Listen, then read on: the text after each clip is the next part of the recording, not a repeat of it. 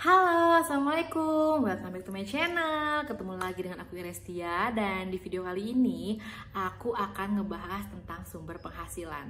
Jadi buat teman-teman semuanya yang sekarang kebetulan usianya baru 20-an, yang mungkin di sekitar usia gitu kalian baru akan lulus kuliah, atau baru memulai pekerjaan, atau mungkin juga sudah lama bekerja karena mungkin setelah SMA langsung cari pekerjaan. Kayaknya sekarang lagi bingung ingin mencari penghasilan tambahan, tapi bingung nih sumbernya dari mana. Nah, oke deh. Aku di sini akan ngebahas tentang sumber penghasilan mana aja yang kalian bisa maksimalkan biar bisa menambah pundi-pundi tabungan kalian. Oke, check it out.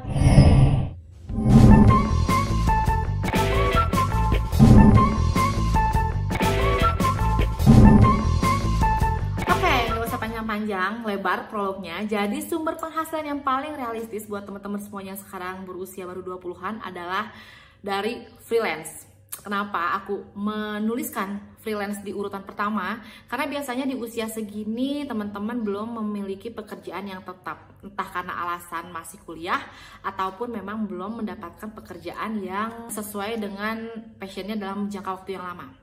Nah, tapi jangan salah nih, karena ternyata hasil penghasilan yang berasal dari freelance seringkali ternyata lebih besar daripada penghasilan tetap kalian. Teman-teman semuanya yang pernah merasakan dunia freelance pasti akan tahu bahwa tingkat resiko atau tingkat kemungkinan untuk mendapatkan penghasilannya memang tidak seperti penghasilan dari pekerjaan tetap, hampir seperti bisnis, kadang dapat, kadang enggak. Nah, yang bikin besarnya adalah karena biasanya sektor ini mengandalkan sektor jasa, di mana jasa itu kadang-kadang tidak bisa dibandingkan nilainya. Dan kalau misalnya ditanya skill apa aja sih yang sekarang paling banyak atau paling sering dibutuhkan, nah kalau misalnya dikasih contoh, kalau misalnya kalian senang nulis, kalian bisa jadi content writer, kemudian juga jadi blogger, atau misalnya kalian senang ngobrol depan kamera, depan mic, kalian juga bisa menjadi MC, atau juga kalau misalnya teman-teman semua punya skill di bidang relationship mungkin ya, bisa menjalin hubungan yang baik, kemudian komunikasi yang bagus, teman-teman bisa membuat sejenis usaha IO, WO, atau trip organizer. Atau juga misalnya kita senang masak, atau kita senang atau bisa meracik kopi, teh, teman-teman juga bisa jadi freelance di bidang barista, atau juga mungkin menjadi koki di salah satu resto yang bukanya misalnya ada jam tertentu kayak gitu. Atau juga kalau misalnya teman-teman suka foto, suka edit video, maka bisa jadi di setiap weekend teman-teman jadi freelance, menjadi fotografer, videografer, ataupun jasa editor. Karena kalau bahas tentang editor, ini sebenarnya ranah yang paling banyak dibutuhkan untuk saat ini. Itu pun kita bisa belajar, nggak harus yang benar-benar belajar dari sekolah. Buat teman-teman yang belajar otodidak pun sebenarnya kalau misalnya ternyata hasilnya udah bagus, itu juga bisa jadi modal teman-teman semuanya menawarkan jasa editor kepada owner brand atau all shop yang memang membutuhkan. Jadi kalau misalnya boleh aku berpendapat, aku sih merasa anak-anak yang sekarang usianya 20-an di zaman sekarang ini sangat amat beruntung karena bisa mendapatkan penghasilan tambahan dari berbagai sumber meskipun mereka belum lulus kuliah atau tidak memiliki latar pendidikan yang cukup tinggi. Berbeda pada saat zaman dulu nih, ketika kita ingin mendapatkan pekerjaan yang bagus, biasanya latar belakang pendidikan itu sangat berpengaruh. Makanya orang tua kita zaman dulu kan selalu bilang kalau kita harus belajar yang benar, biar pinter, biar bisa diterima di perguruan tinggi yang bagus, biar gampang dapat pekerjaan. Tapi sekarang dengan berkembangnya teknologi, apalagi sepertinya dunia itu sudah tidak berbatas jarak dan waktu. Penghasilan tambahan dari dunia internet ini sangat amat banyak sekali. Jadi buat teman-teman yang sekarang belum memiliki pendidikan yang cukup tinggi atau memang terkendala untuk melanjutkan pendidikan, jangan berkecil hati. Selama teman-teman punya niat dan punya skill, kemudian berniat untuk mengasah skillnya semakin jauh lebih baik lagi, insya Allah banyak banget tawaran pekerjaan yang akan berdatangan seperti itu. Nah, cuman yang jadi masalah adalah kebanyakan onshop atau perusahaan pasti menginginkan jasa freelance itu yang sudah berpengalaman atau yang punya jam terbangnya sudah cukup tinggi. Ini menjadi kendala buat teman-teman yang belum punya jam terbang, belum punya portofolio karena baru memulai. Nah, gimana ya caranya kita mendapatkan klien pertama, kedua, dan seterusnya? Jadi tipsnya adalah teman-teman berusaha mengumpulkan portofolio itu dari kerabat, sahabat, atau keluarga terdekat dulu yang membutuhkan jasanya. Kita bisa memberikan tarif atau fee yang di bawah rata-rata standar untuk menarik sebagai pancingan, tapi teman-teman harus berusaha semaksimal mungkin untuk memberikan hasil yang sangat baik dan layak untuk dijadikan portofolio.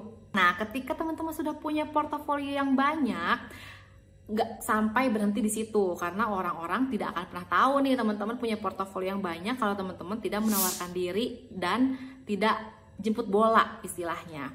Nah, teman-teman bisa ngeliat orang-orang yang kemungkinan membutuhkan jasa dari skill yang teman-teman punya. Nggak ada salahnya teman-teman menghubungi mereka lewat email, DM Instagram, atau apapun itu, memberikan CV atau portofolio dari skill yang teman-teman miliki. Siapa tahu meskipun saat itu mungkin mereka tidak membutuhkan jasa yang teman-teman tawarkan, ketika saatnya tiba-tiba mereka butuh nih karena misalnya editornya tiba-tiba resign, terus butuh waktu cepat, pasti yang menjadi top of mind di dalam otak mereka itu adalah orang-orang yang pernah menawarkan atau memperlihatkan skillnya teman-teman pada mereka gitu. Jadi sebarkan informasi tentang portofolio teman-teman ke sebanyak mungkin calon klien, seperti itu.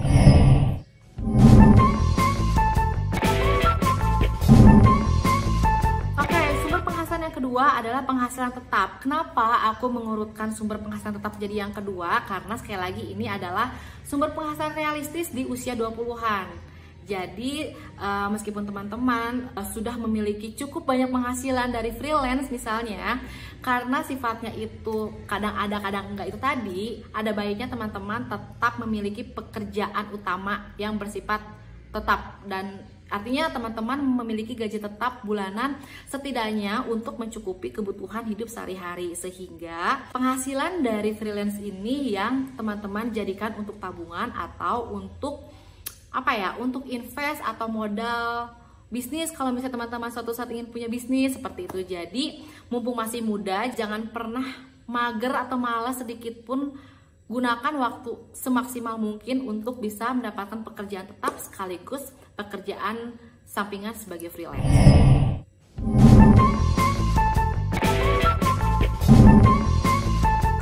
Sumber penghasilan yang realistis yang ketiga adalah dari bisnis online, dan bisnis online ini sendiri terbagi ke beberapa bagian, dari mulai yang paling mudah dimasuki seperti dropshipper atau reseller, ataupun nanti mulai masuk kalau misalnya pengen lebih serius menjadi digital marketer, dimana teman-teman kalau misalnya punya kemampuan di bidang itu, teman-teman bisa menjual produk apapun, tetapi produk tersebut memang bukan brand yang dimiliki oleh teman-teman sendiri. Tapi keuntungannya adalah teman-teman bisa menjual produk apapun yang dirasa peluangnya cukup bagus. Kalau misalnya teman-teman punya jaringan yang cukup luas dan mereka kebetulan punya barang, tapi mereka nggak ngerti atau kurang lihai untuk menjual barang mereka, teman-teman bisa mengambil peluang di situ. Dan itu adalah penghasilan yang tidak bisa disepelekan, karena dari digital marketer, meskipun mereka nggak punya barang sendiri, ternyata banyak banget cerita-cerita para digital marketer yang mendapatkan penghasilan dari jutaan sampai ratusan juta rupiah per bulan hanya dengan menjual produk-produk yang sebenarnya bukan milik mereka, tapi mereka punya skill di bidang digital marketing, seperti itu. Kemudian kalau misalnya bisnis online-nya semakin diseriusi, ternyata teman-teman lebih pengen menjual barang atau jasa milik sendiri, artinya teman-teman punya brand itu sendiri. Nah, itu juga jadi salah satu penghasilan tambahan di luar pekerjaan tetap ataupun freelance itu sendiri. Dan jangan terpaku pada paradigma bahwa bisnis online itu hanya menjual produk. Di dunia online ini, jasa juga ternyata menjadi komoditi yang sangat dicari di dunia online. Misalnya apa sih? Kalau misalnya teman-teman punya keahlian di bidang IT dan ternyata punya jiwa bisnis juga, maka teman-teman mungkin bisa membuat aplikasi, tema, wallpaper, atau apapun yang berhubungan dengan desain gambar, kemudian teman-teman jual di media online. Atau juga misalnya teman-teman punya hubungan yang baik dengan banyak orang dan mengerti bagaimana cara memanage orang-orang, foto, produk. Sudah banyak sekarang orang-orang yang menawarkan jasa manajemen talent. Apalagi nih sekarang dengan banyaknya Oshop, ingin memperkenalkan brand mereka, kemudian mereka menggunakan jasa influencer, terus nggak pengen ribet, maka di situ menjadi celah yang sangat menggiurkan bagi manajemen talent, di mana mereka bisa menjadi penengah antara owner all shop dengan para influencer, memanage mulai dari kebutuhan fotonya pengen seperti apa, bahasa kampanye seperti apa, kemudian juga orangnya kita punya kayak seperti manajemen artis gitu loh, tapi yang kita bawahi adalah selebgram yang bisa diajak kerjasama oleh brand all shop itu. Dan itu menurut saya adalah salah satu bisnis online yang tidak bisa dianggap sebelah mata lagi, karena sekarang makin banyak orang-orang yang membutuhkan jasa-jasa mereka.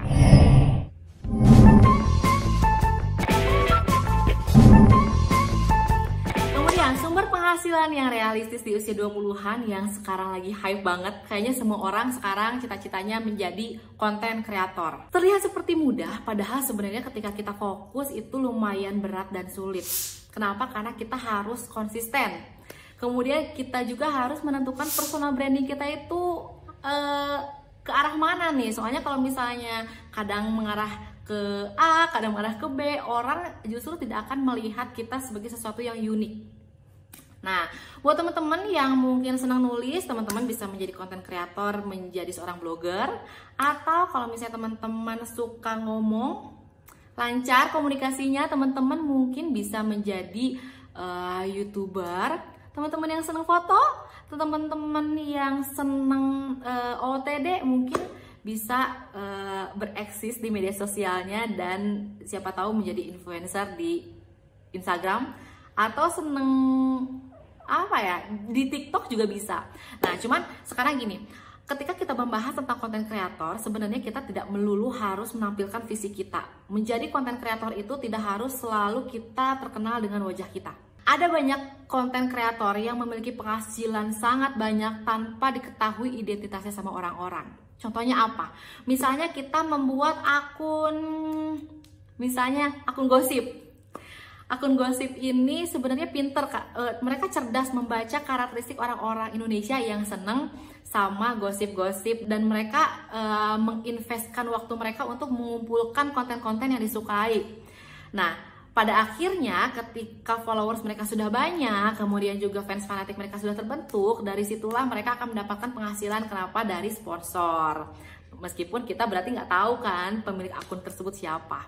Atau juga misalnya teman-teman ini seneng melakukan trik-trik video yang terlihat susah padahal gampang. Kemudian teman-teman bikin nih kontennya, gimana sih cara bikin video seperti ini.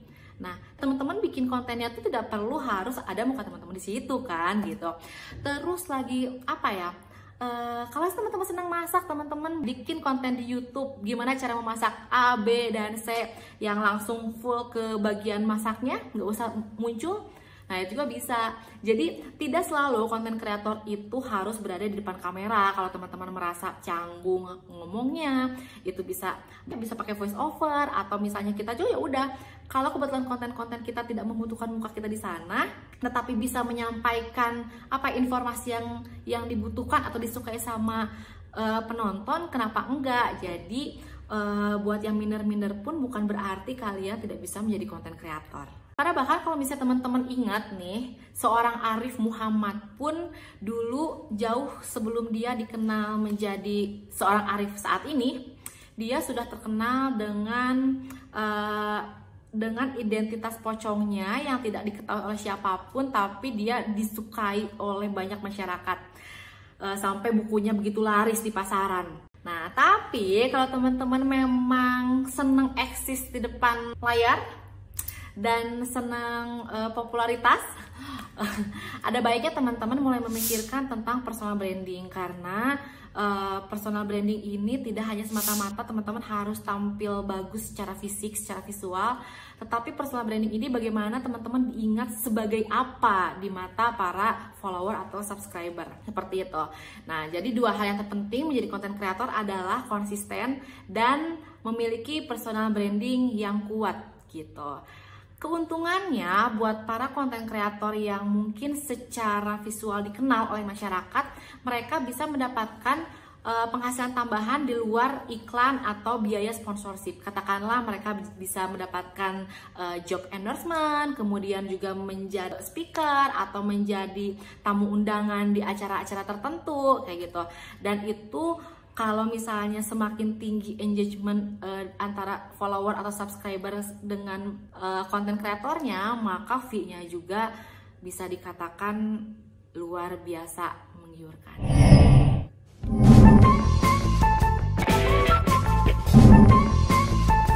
Kemudian, sumber penghasilan paling realistis di usia 20 tahun yang kelima adalah affiliate. Nah, teman-teman sadar nggak sih kenapa sekarang orang banyak ngedengar racun TikTok? Sebenarnya itu adalah jenis affiliate baru yang mana sebenarnya dari zaman dulu affiliate itu sudah ada. Kalau dulu affiliate itu mungkin lebih sering digunakan oleh para blogger ketika mereka memiliki banyak penggemar dari tulisan-tulisan mereka, kemudian para pemilik brand akan menampilkan atau menyisipkan banner di blognya mereka. Jadi setiap pengunjung atau pembaca mereka mengklik iklan di banner tersebut, maka blogger tersebut mendapatkan fee dari orang yang datang ke situs yang ada di link tersebut. Seperti itu. Jadi kita seperti menawarkan jasa iklan juga. Kita memiliki media massa yang memungkinkan orang-orang mengetahui suatu brand dari media massa yang kita punya. Seperti itu. Nah, kalau sekarang nih, karena semakin banyaknya media sosial dan aku concern ke TikTok itu, ternyata kenapa sih sekarang orang-orang pada rajin bikin racun TikTok? Nah, pas ditelusuri, jadi dia itu memang bukan mengandalkan dari endorse, tetapi dari contohnya yang aku pelajari, Shopee itu bisa memberikan fee affiliate terhadap para tiktokers yang bisa membawa para followersnya datang ke marketplace mereka melalui akun TikTok mereka. Jadi mereka diajak untuk rajin mereview produk-produk yang memang sudah viral. Kemudian dengan hashtagnya racun TikTok, mereka akan disuruh untuk membeli produk atau datang ke URL tersebut dengan kode khusus atau link khusus. Nah, di situ pihak Shopee akan membayar mereka berdasarkan banyaknya tingkat pengunjung yang datang ke mereka dari URL TikTokers, seperti itu. Dan program affiliate seperti ini biasanya memiliki syarat-syarat tertentu. Jadi misalnya saya nggak tahu ya, nanti saya akan tuliskan di bagian bawah sini karena saya takut salah. Kemarin saya mendengar syaratnya itu misalnya kita harus memiliki akun Instagram sebanyak 5.000 followers, kemudian ada syarat-syarat tertentu, atau di YouTube-nya kita harus minimal berapa subscriber untuk bisa mengikuti program-program affiliate seperti itu. Ketika aku melihat berapa banyak penghasilan yang bisa mereka dapatkan dari program affiliate seperti ini, ternyata ya kalau misalnya kita ibaratnya kita nggak perlu modal, tapi nggak perlu modal yang besar, kita bisa memakai produk yang kita review itu sendiri, tetapi ternyata penghasilannya bisa mencapai jutaan sampai puluhan juta rupiah.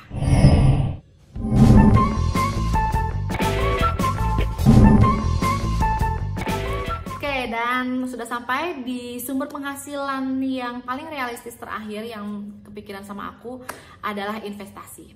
Karena ujung dari semua sumber penghasilan yang biasanya dilakukan oleh orang-orang ketika mereka sudah punya cadangan tabungan yang lumayan banyak adalah mereka melakukan invest. Dan ini memang kalau misalnya kita berbicara tentang usia, mungkin ini memang tidak bisa dilakukan di usia kita awal-awal, tetapi karena dengan beberapa sumber penghasilan yang mungkin teman-teman bisa maksimalkan ketika teman-teman sudah berusia 20-an menjelang 30-an dan dirasa memiliki tabungan yang cukup karena pengelolaan keuangan yang baik. Ada bagusnya teman-teman berpikir teman-teman harus invest dengan cara apa. Apakah itu lewat saham atau juga join ke bisnis yang teman, yang mungkin teman-teman yang tidak punya keberanian untuk mengambil resiko menjadi owner bisnis online. Mungkin teman-teman punya kenalan atau sahabat keluarga yang bisa dipercaya dan terlihat dia pinter bisnis. Nah, teman-teman bisa menawarkan investasi pada mereka dan dengan pembagian sesuai dengan kesepakatan. Seperti itu. Dan mudah-mudahan beberapa sumber penghasilan yang tadi aku sebutkan ini memberikan insight sama teman-teman semuanya yang sekarang mulai mencari penghasilan, sudah lepas dari orang tuanya, saya harus memulai usaha apa, atau saya harus mulai bekerja apa. Jadi semoga videonya bermanfaat. Jangan lupa like, share, komentar, pengen ngebahas apa lagi nih. Dan buat teman-teman jangan lupa subscribe, karena teman-teman akan mendapatkan notifikasi seputar video bisnis online, keuangan, ataupun produktivitas setiap minggunya dari channel Irestia. So, sampai ketemu di video selanjutnya. Assalamualaikum warahmatullahi wabarakatuh. Bye-bye.